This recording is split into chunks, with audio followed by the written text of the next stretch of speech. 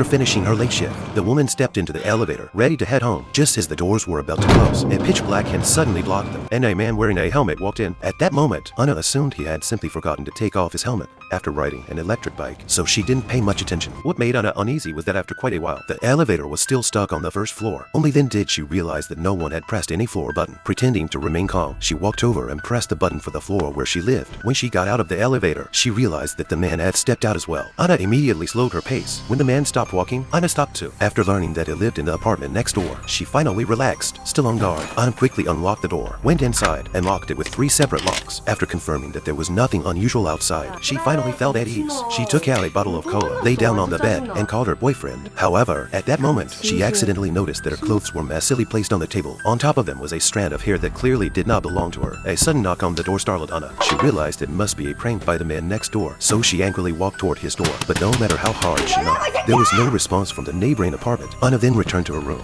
and quickly turned on her computer to check the surveillance footage. Just then, the knocking sounded again. She had no choice but to get up and open the door. Yet when she opened it, there was still no one there. At that moment, a dark shadow flashed across the hallway. Holding her pepper spray, Anna cautiously moved forward. In an instant, she was startled again. It turned out to be the little girl from the apartment next door. When Anna returned to her room and checked the surveillance video, a horrifying scene appeared. Just moments earlier, right after she had stepped out of her apartment, someone had quietly entered the room. That person sat her down in front of the computer, picked up the drink she had just been drinking, took a sip, and placed it back. Anna began trembling as she stared at the drink in her hand. She suddenly realized that the man was still inside her apartment. As she slowly turned her head to look behind her, the man was standing in the corner, slowly pulling out a blood-stained metal rod. Anna was instantly overwhelmed with fear and had no idea what to do. Yet the man clearly had no intention of letting her go.